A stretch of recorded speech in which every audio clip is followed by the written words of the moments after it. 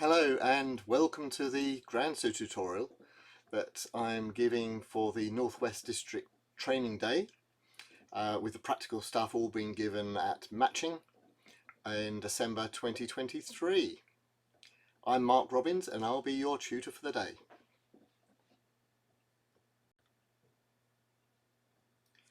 This set of tutorials is really a follow-on from the series I gave on plain bob doubles, which nowadays is often the first method learnt and Grandsire the next. It's a lovely method and is fun to ring, but it is rather odd, especially when it gets to touches.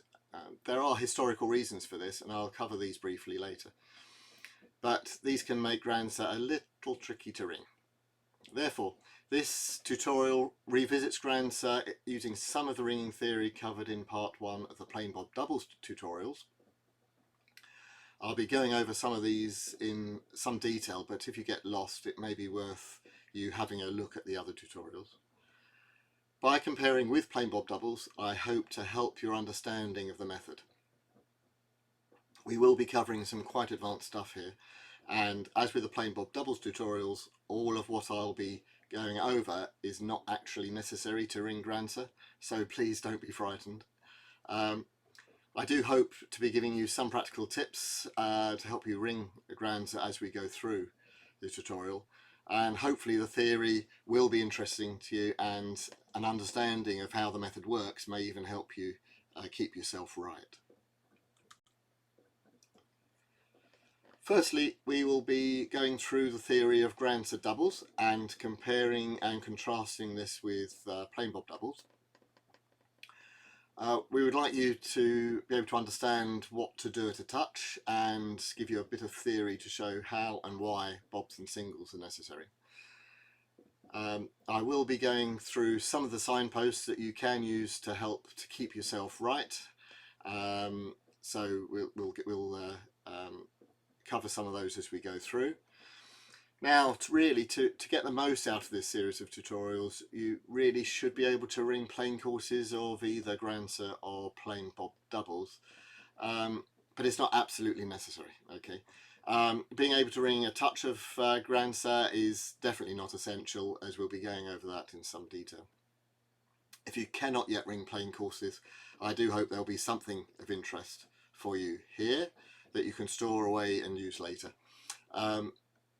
It certainly would help if you know some of the basic ringing terms such as hunt, back, front, dodge, make places, for example. However, if there are new items that do crop up, I do hope I'll remember to give you an explanation.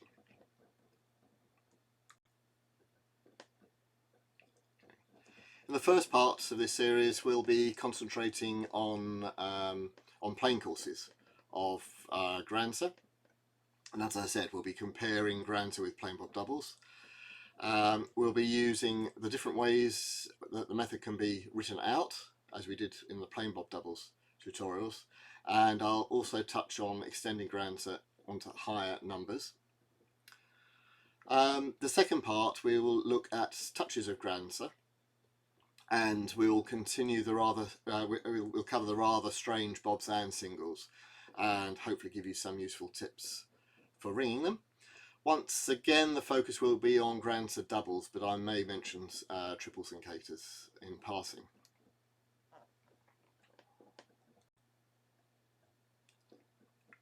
Okay, let's make a start.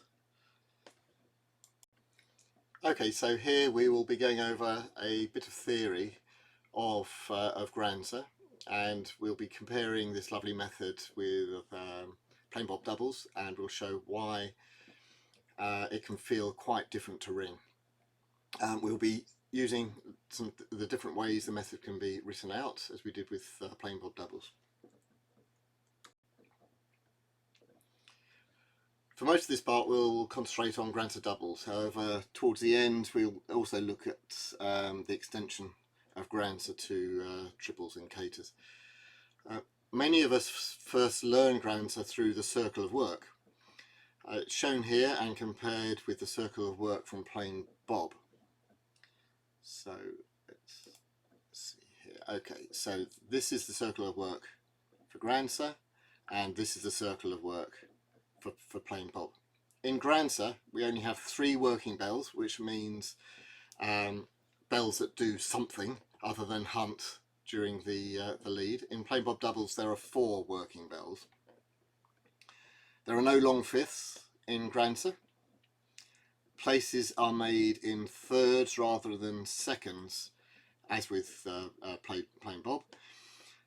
It is almost as if all the work is shifted towards the back by 1 row, if you can picture that. The first work is done just after we start ringing the method. For example, the 4 will do its 4-5 down dodge at the hand stroke after the conductor calls go Grandsire. In plain bob, you are in the middle of the dodge at the start and you simply run in if you are the 4. In any stage of Grandsire, doubles, triples, etc., there are 2 bells hunting throughout the lead, which don't do any of the work. This is unlike plain bob, where it is only the treble that continues to hunt. So hopefully as we go through this, some of these things will start to become a bit clearer.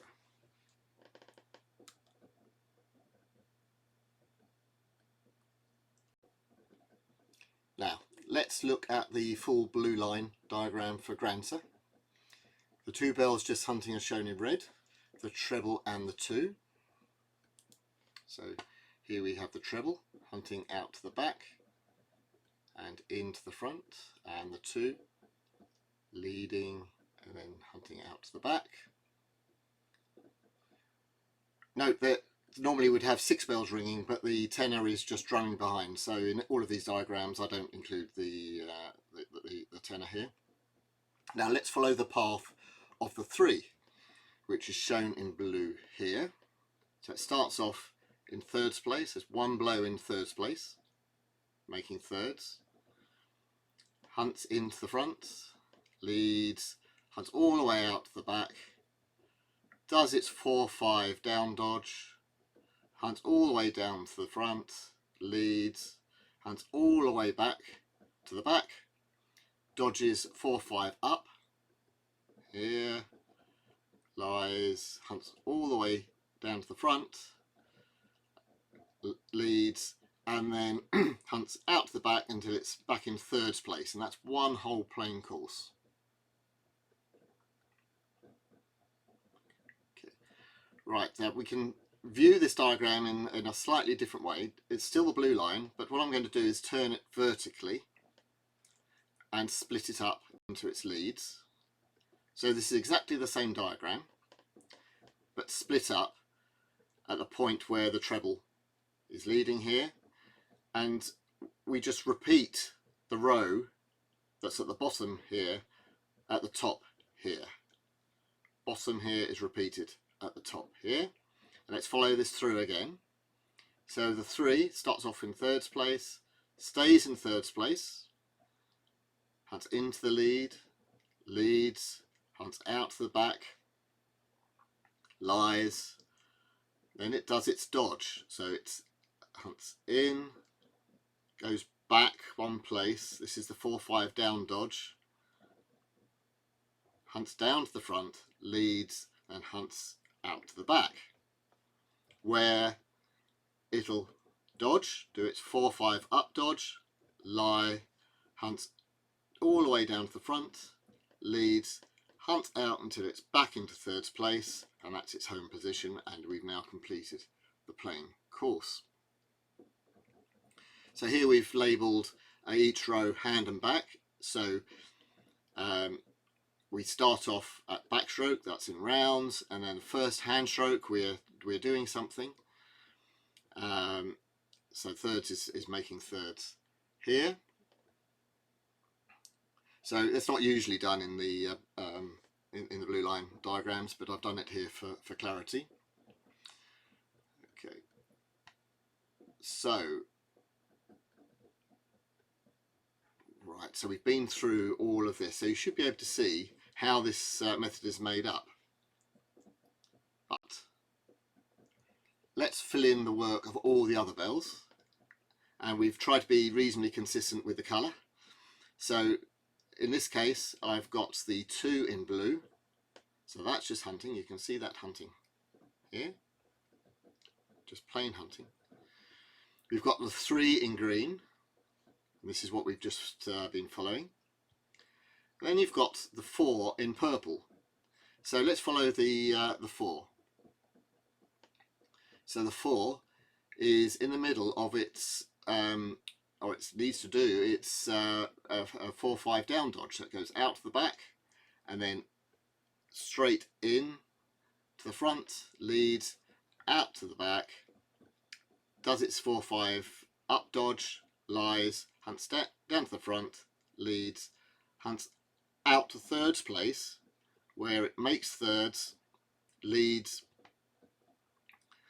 and hunts out to the back, lies, and hunts into the front, and then stops when it comes back into 4th place, and that's its home position. And we've finished the playing course. And we do this. Look at the 5. It's doing its 4-5 up dodge, so it needs to go into 4th place, back down in 5th place, lies, hunts down to the front, leads, hunts out to the back, but when it's in 3rd place, it stays in 3rd place, it makes thirds, it leads, it hunts out to the back, lies, then it does its 4-5 down dodge, so it comes into 4th place, back down into 5th place, back up into 5th place, down to the front, leads, and out to the back. Finishes in 5th place, where it's his home position.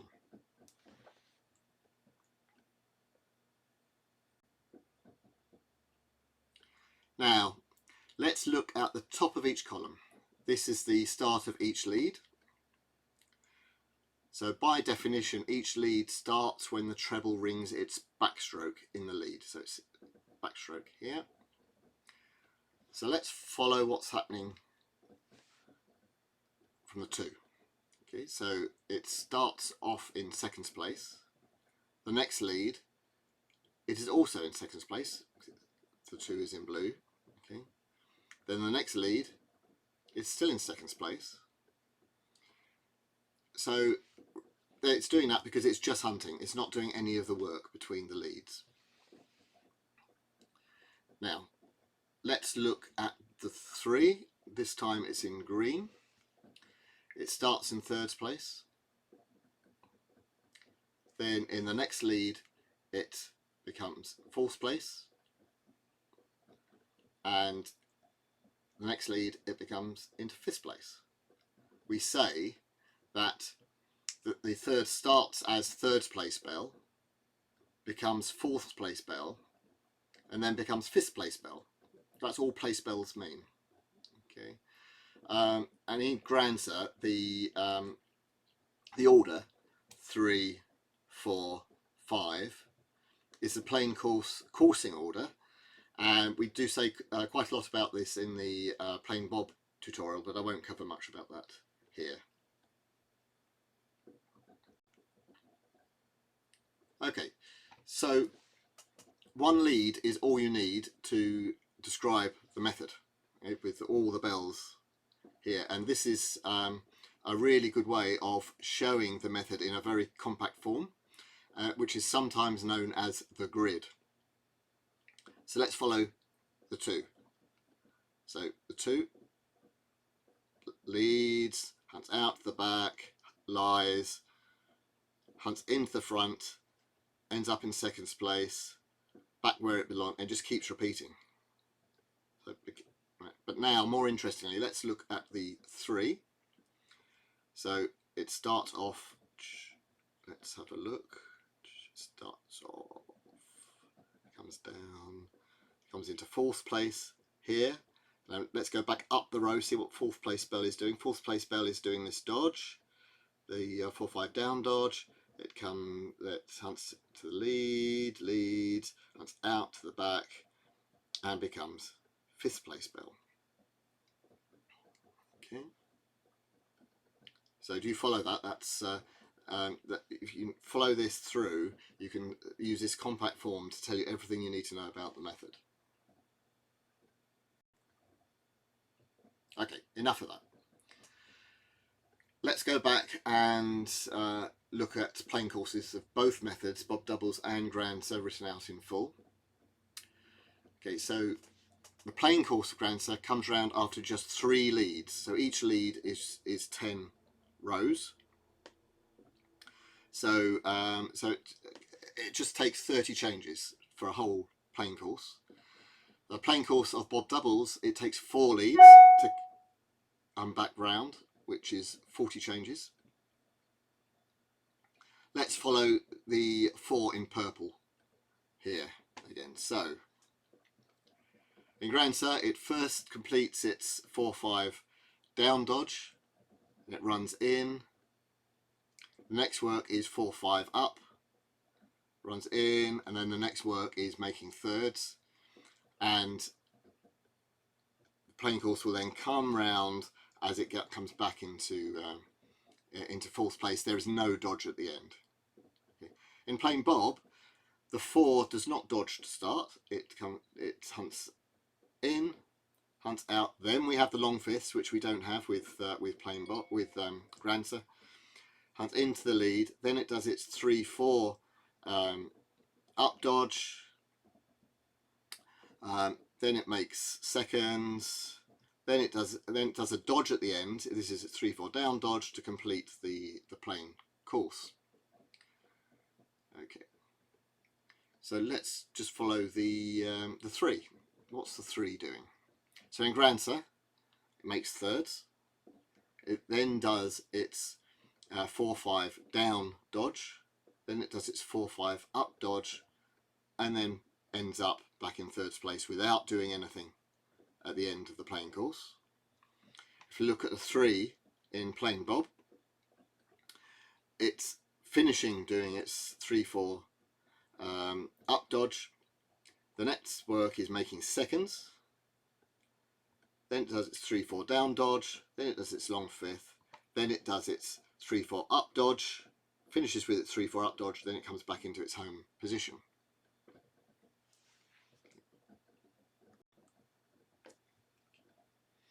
Just as a little bit of an aside, you may spot that we've written these out slightly differently to the way we did with Grandsire, in that the horizontal line dividing the leads is not in the same place as in Grandsire, as in plain Bob. So in Grandsire, we'd normally put the line here in the after the first row, and in plain Bob and most other methods, the line is at the end of the lead. All that's happening here is this is reflecting the symmetry of the method. Okay, so to see that, this is, as I say, this is just an aside and quite interesting. So this is plain Bob at the top, and this is where the line goes, and you can see the symmetry here. You can see this bell is making seconds here, and you're seeing the 3-4 dodges here and the long fifths here. But in Grandsire, the symmetry is here. We've got the 2 hunt bells in red. This bell is making thirds here, and we've got the 4-5 dodging here. So that's why we put the line where it is. Now sometimes people just stick to the way it's done with plain Bob, but it doesn't make any real difference particularly.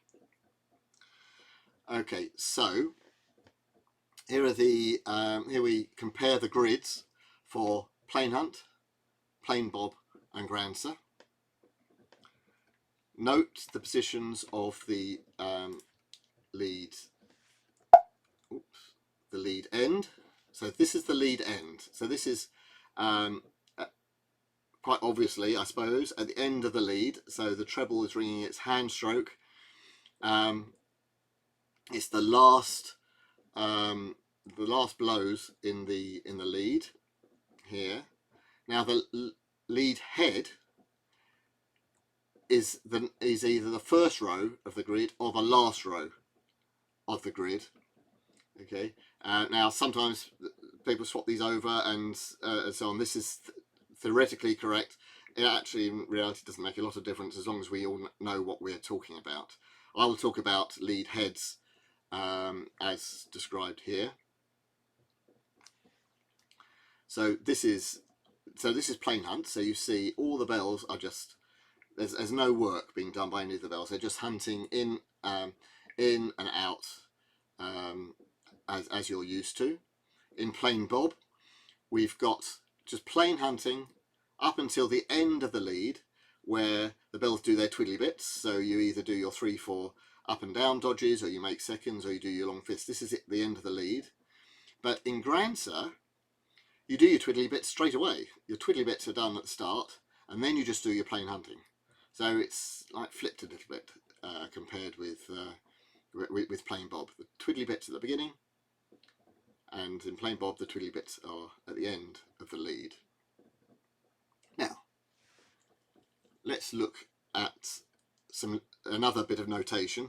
I'll just go through this quite quickly. Once again, not particularly necessary for you to know this, but it's potentially useful for other methods. So let's look at each of the lead heads. Okay, so this is how we've written out Grandsire, and noting the colours. The 2 is blue, 3 is green, 4 is purple, and 5 is yellow. Remembering that, and we just note down the order of the bells. So here in the first lead, we've got the bell. The 3 is in third place, 4th is in 4th place, 5th is in 5th place, because you're in rounds, of course. Okay.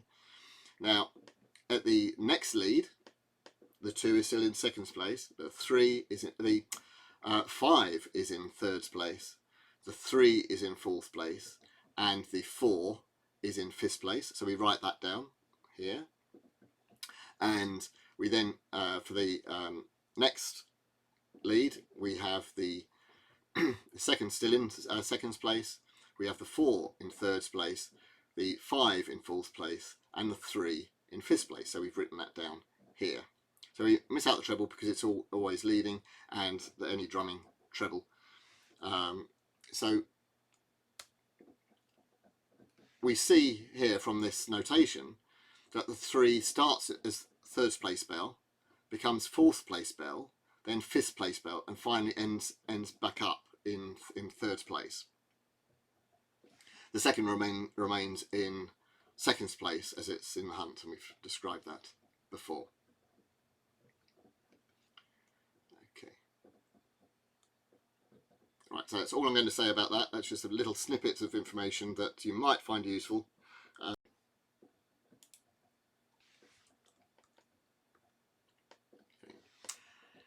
We discussed place notation when we looked at bob doubles, but for completeness we'll do the same thing here for Grandsire. Now, place notation has absolutely nothing to do with place bells, so get that out of the way first. It is a shorthand method for describing a method. You'll see it listed in the Ringing World Diary or Complib and so on. It really fully describes the method. It shows how the bells move from one row or change to the next. When a method moves from one row to the next, the bell will either keep in the same place and make places, or it will cross with an adjacent bell. For every row, we note if the we take a note of which bells stay in the same place.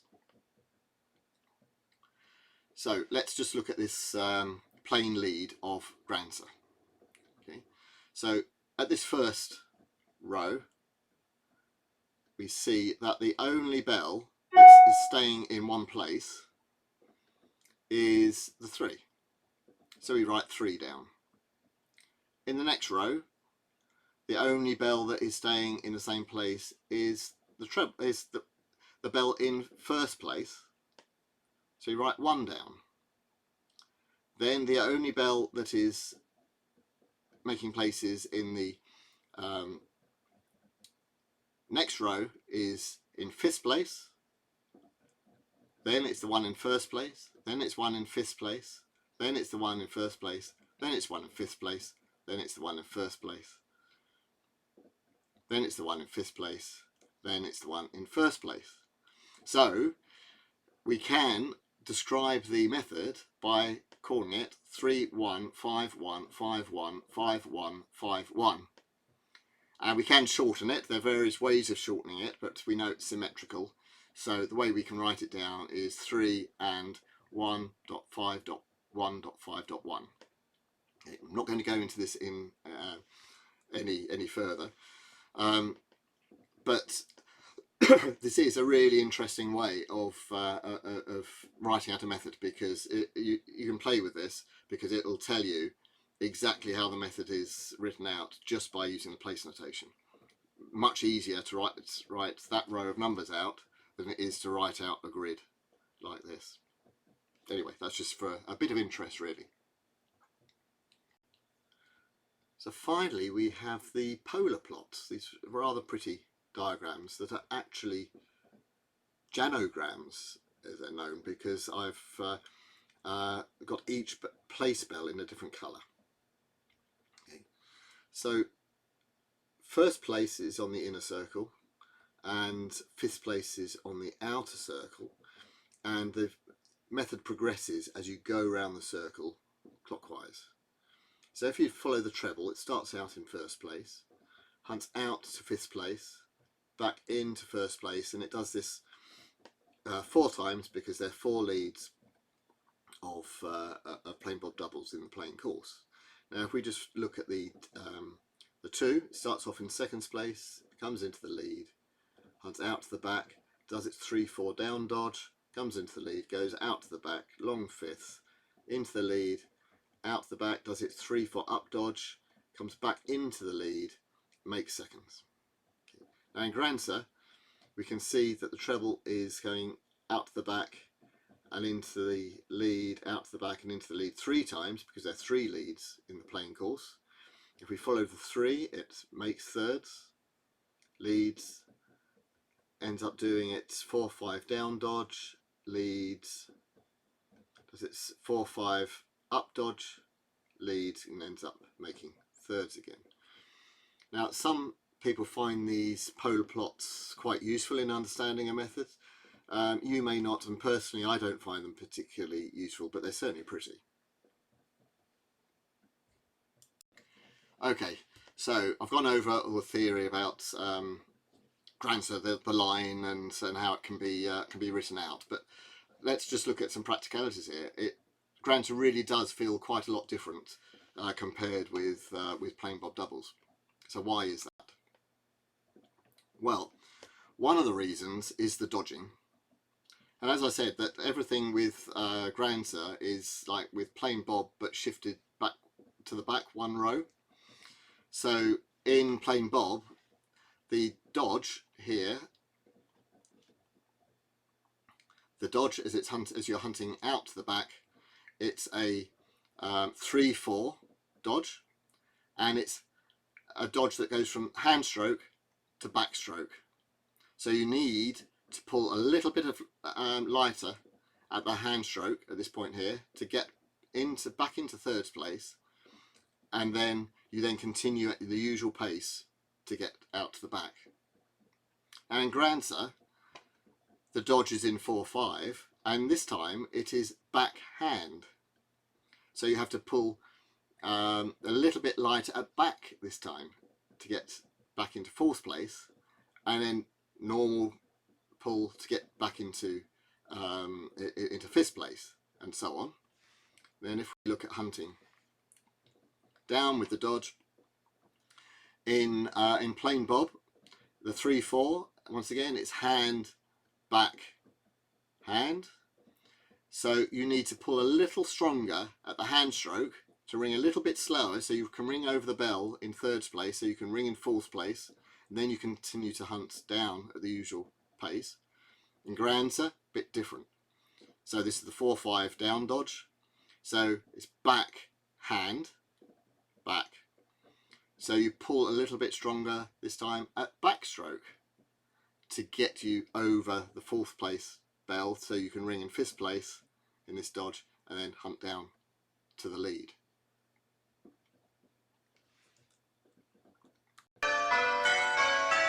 well as the dodges feeling different, they also sound somewhat different.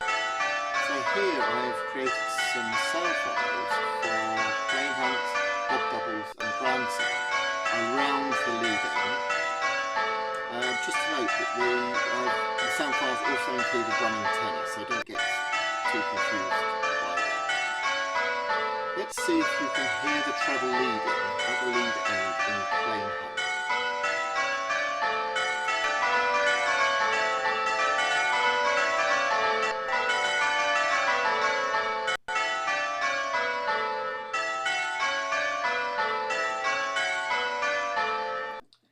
Okay, shall we try that again?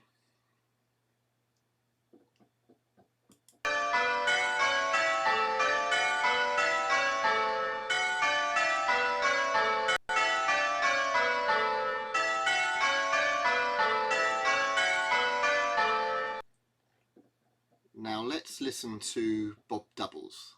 Here the dodges occur during the treble's lead. See if you can spot it.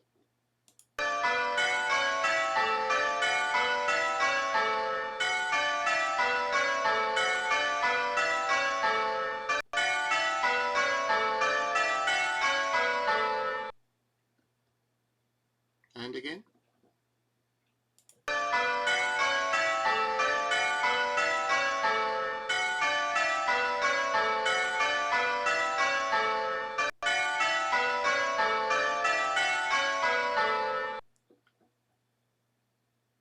Now in Grandsire, the dodges occur after the treble leads.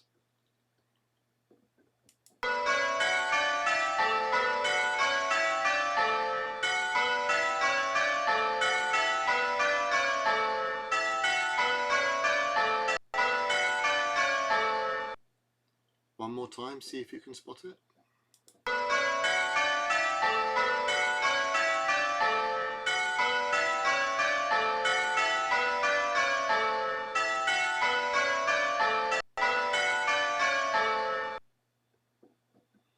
Now you may or you may not be able to spot this. If you can't, don't worry.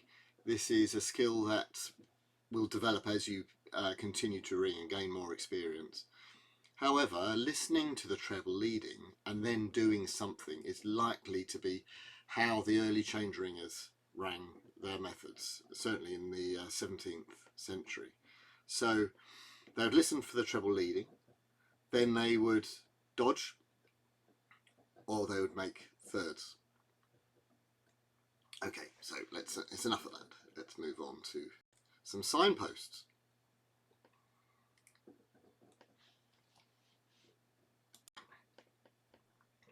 So there are quite a few signposts that we hopefully cover a few here.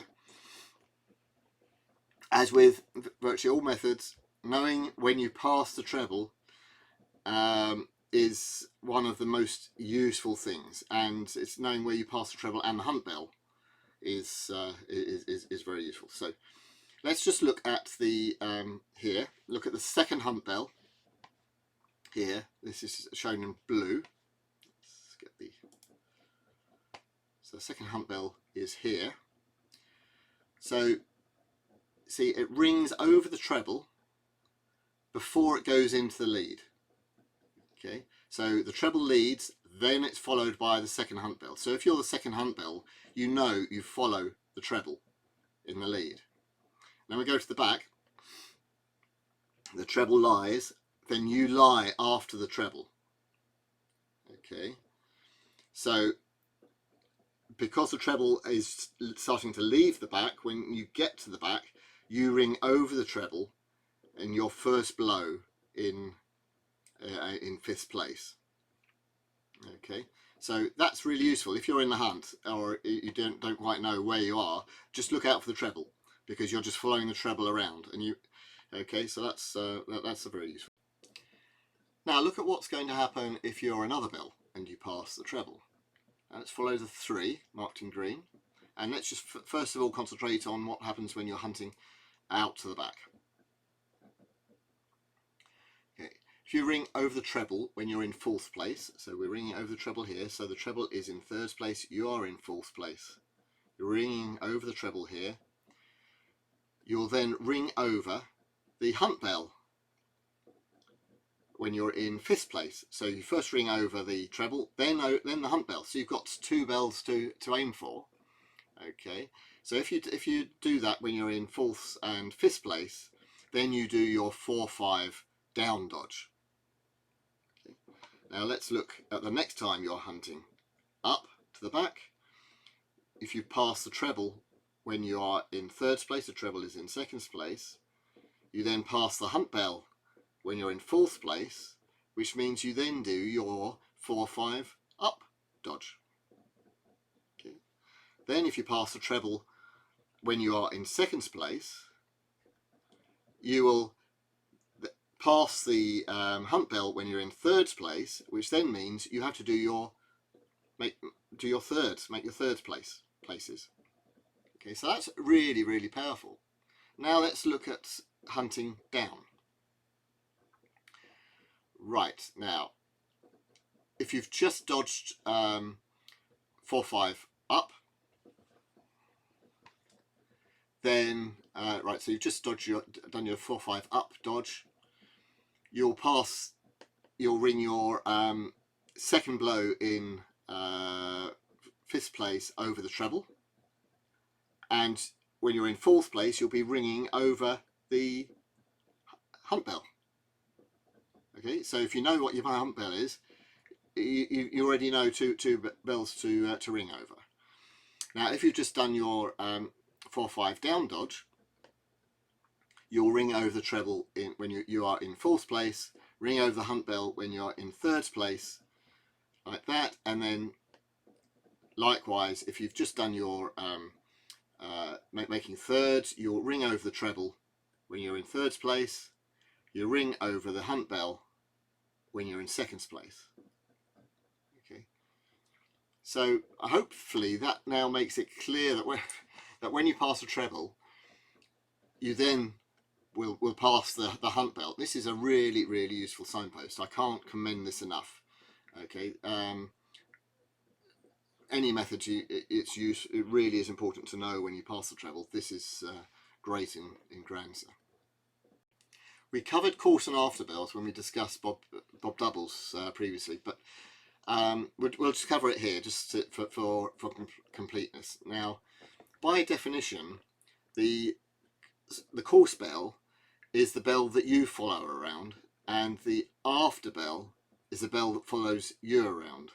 Okay, so if we just look at the lead, then the course bell leads before you do, just before you do. So you take the course bell from the lead. So the course bell will lead, and then you would lead straight after it. Okay, now your after bell will follow you into the lead.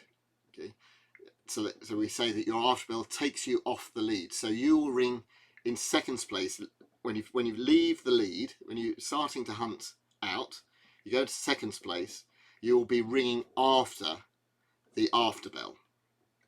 Okay, now let's consider the circle of work here. Your after bell is ahead of you, and your course bell is behind you in the circle of work. So in the plain course, if your bell is the 3rd, your course bell will be the 5, and your after bell will be the 4. If you're the 4, your course bell will be the 3, and your after bell will be the 5. And if you're the 5, your course bell will be the 4, and your after bell will be the 3. So this is really quite useful information for you. If you know your course and after bells, you'll know who takes you from the lead or takes you from the back. As you say, as I said, these are the bells that follow you around. So let's look at dodging partners. Now, with dodging partners, with Bob doubles, it's fairly obvious who your dodging partner is. It's always the same bell in the plain course. The dodging partner for the 4 is the 3. The dodging partner for the 5 is the 2. But this is slightly more complicated here. If your bell is the 3, you'll dodge 4-5 up with the 5, and you'll dodge 4-5 down with the 4. If you're the 4, you'll dodge 4-5 up with the 3, and dodge 4-5 down with the 5. And if you're The 5, you'll dodge 4-5 up with the 4 and 4-5 down with the 3. So, in summary, you dodge 4-5 up with your course bell, you dodge 4-5 down with your after bell, and you make thirds over the hunt bell and the treble. Now, I don't suggest you learn this by rote or anything like this. This is something that you'll start to see and you'll start to get used to. The more you ring the methods, the more you'll be able to see this. I wouldn't suggest you go away and rigorously learn this. It might help, but really, I think this is just something you'll start to see as you progress through your ringing career. Okay. So next, let's just very briefly look at ringing Grandsire on higher numbers. Okay, it's normally rung on an odd number of bells with a drumming tenor, and the extension to the higher numbers is really quite straightforward. Let's just look at the circle of work. So for doubles, we've got thirds, 4-5 down, 4-5 up in the circle of work. In triples, we've got thirds, 4-5 down. We've now got 6-7 down. We've got 6-7 up and 4-5 up. And in caters, which is on 10 bells and 9 bells working, so you've got thirds, 4-5 down, 6-7 down, 8-9 down, 8-9 up, 6-7 up, 4-5 up, and back to thirds again. Now you can ring on an even number of bells. It's not usual, but you have to add then long sixths for minor, long eighths for major, and long tenths for royal. But it's not usual. It can be done. It's nicer if you ring on an odd number of bells. So if we just look at the grids, or the blue lines with all the bells on, to just give you an idea of what the structure is, these all look incredibly pretty, I think. So we've got doubles at the top, then triples, then caters, and you see the pattern is all exactly the same. We're just adding another row of dodging, here, like that, you see. And then we look at the caters. Oops, let's see, oh there we go. Okay, so no, sorry, this is sinks, right? So this is sinks, so this is on 11 bells. And it just extends really nicely. You just can, you could ring on 13 if you want to, or 15, but that's just how it simply works. Okay. So one lead of sinks is 22 changes long, and the plain course is 198 changes. So it takes a little while to ring a plain course of Grandsire caters. Okay, so we have come to the end of the first part of this tutorial. We've certainly covered a lot, including the differences between Grandsire and plain bob and why they feel different to ring. We've looked at the various ways in which Grandsire can be written out, including the circle of work, the blue line, the grid, and place notation. We've done a little bit about place bells, not a lot, but we've done a little, so I really recommend you try to understand methods by place bells. It makes life so much easier, makes it easier for you to learn methods in the future. So if you could do that, that would be great. And we've extended Grandsire all the way up to sinks. Next time we will take a look at touches. Excuse me. I hope to convince you that there is an easy way to ring bobs and singles, which is actually the method described by Coleman. And I'll also show why we need singles in Grandsire and not just bobs. Okay, so we've just got a few references there. So, and thanks very much.